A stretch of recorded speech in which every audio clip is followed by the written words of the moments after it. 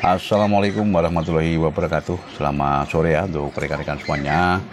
Salam sejahtera selalu tentunya buat kita nih ya. Semoga untuk kesempatan kali ini kita dan ternak-ternak kita senantiasa diberi kesehatan dan tentunya juga diberi kelancaran. Nah, untuk kesempatan kali ini ya, nanti kita akan coba menjawab ya request dari salah satu rekan kita yang menanyakan mengenai masalah tips sukses untuk beternak endok bagi pemula. Nah, nanti akan kita jawab ya, tentunya juga sesuai dengan apa yang dahulu pernah kita alami. Nah, di dalam beternak endok itu ya, sebelumnya kita memulai ya untuk usaha ini, silahkan untuk rekan-rekan semuanya bisa memilih dua sistem beternak endok. Yaitu yang pertama, kita beternak endok dengan sistem pembibitan ya, yaitu sistem yang mana menjual khusus untuk bibit, atau dengan kata lain ya, kita hanya mencetak untuk bibit ya, lalu di usia 1 mingguan itu kita lakukan penjualan. Yang kedua ada sistem pembesaran. Nah, sistem pembesaran ini ya rekan-rekan semuanya, yang mana adalah sistem kita melakukan proses pembesaran dari DOE yang usia 0 ya, sampai nanti di usia jual ya. Kalau di daerah kami itu di usia 2,5 sampai 3 bulan. Nah, metode jual ini biasanya ya, kalau di daerah kami itu menggunakan sistem ekoran. Mungkin di daerah rekan-rekan semuanya ya bisa dengan sistem kiloan ya, yang mana untuk bobot itu yang memang paling kita utamakan. Nah, sedangkan untuk waktunya itu adalah menyesuaikan ya. Biasanya di usia 2 bulan itu kita sudah melakukan proses penjualan. Kemudian ya untuk rekan-rekan semuanya, untuk yang kedua ya, sesuatu yang harus disiapkan apabila kita ingin beternak endok, yaitu kita harus pandai-pandai sekali untuk memilih masalah pakan. Nah, pakan ini kalau saran saya ya, silakan rekan-rekan semuanya bisa menggunakan kolaborasi antara pakan pabrikan dengan pakan alternatif. Nah, pakan alternatif itu banyak sekali ya untuk rekan-rekan semuanya, tapi diusahakan pakan alternatif itu mempunyai kandungan nutrisi yang bagus untuk endok kita.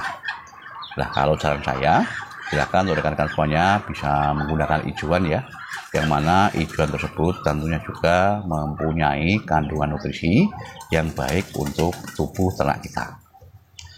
Selanjutnya untuk yang ketiga ya, kita harus belajar untuk mengantisipasi masalah penyakit.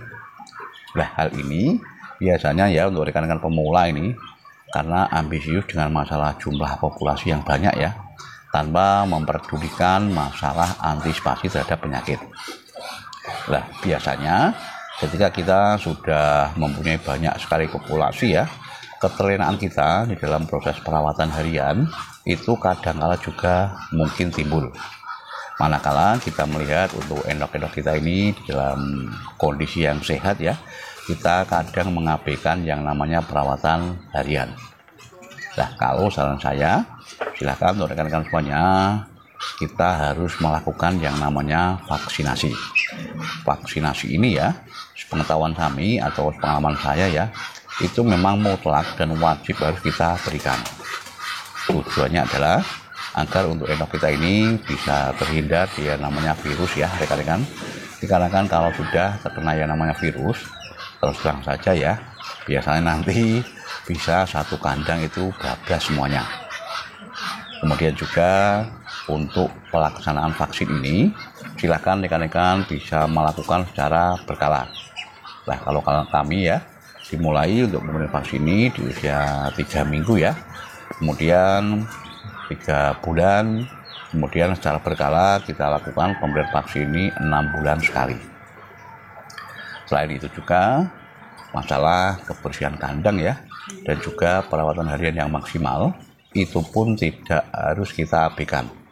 Maksudnya kita tidak boleh ya abai terhadap masalah perawatan harian yang baik dan juga masalah kebersihan kandangnya. Nah, apabila dari ketiga tadi ya sudah bisa kita lakukan dengan baik, tentunya juga kita tinggal menunggu yang namanya proses hasil. Dalam artian kita bisa menikmati hasilnya ya rekan-rekan semuanya, walaupun di dalam proses menunggu penikmatan hasil tadi memang kita tidak luput juga dari yang namanya kendala.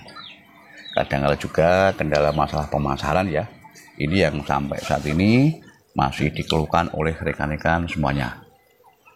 Sudah sering saya sampaikan juga, silakan untuk rekan-rekan semuanya sebelum mulai usaha terendok, lihat dulu pangsa pasar yang ada di daerah kita. Manakala untuk proses penjualan ya atau pemasarannya itu lebih mudah di sektor penjualan bibit, lakukanlah berternak endok dengan sistem pembibitan.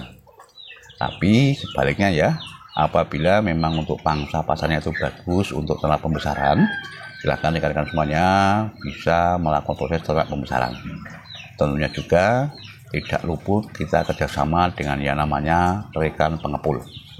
Karena dari rekan-rekan pengepul ya, tentunya juga hal ini bisa membantu kita di dalam proses penjualan hasil produksi kandang. Nah, kemudian juga ya yang tidak kalah pentingnya ini rekan-rekan semuanya, masalah manajemen pakan.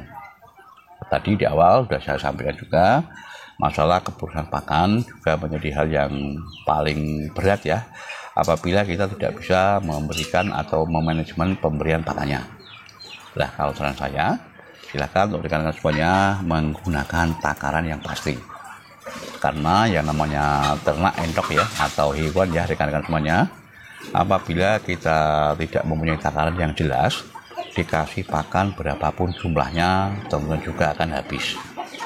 Tapi yang perlu diingat juga ya, pemberian pakan ini harus betul-betul berkualitas ya, yang mana dari pakan tersebut memang sangat-sangat dibutuhkan oleh kebutuhan nutrisi dari tubuh endok.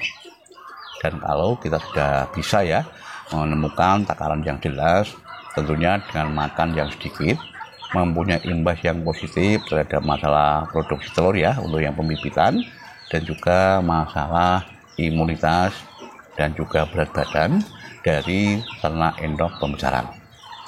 Makanya kalau saran saya juga, silakan rekan-rekan semuanya belajar ya dengan rekan-rekan peternak senior, yang mana dari beliau itu tadi bisa kita dapatkan banyak pengalaman ya yang bisa menunjang untuk keberlangsungan usaha kita.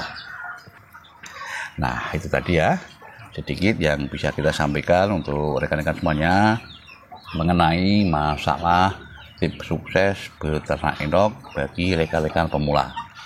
Walaupun semuanya tadi ya tidak semudah teori yang saya sampaikan, tapi memang untuk beternak endok ini dibutuhkan keuletan dan juga kesabaran yang luar biasa. Di dalam setiap usaha ya tentunya pasti ada kendala, tapi kita harus bisa mencari solusi dan memecahkan kendala tersebut. Banyak sharing dan juga senantiasa belajar itu mutlak harus dilakukan ya, agar untuk usaha kita ini ke depan bisa semakin berkembang dan tentunya juga bisa semakin menghasilkan.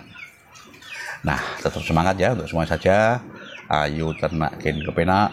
Wassalamualaikum warahmatullahi wabarakatuh.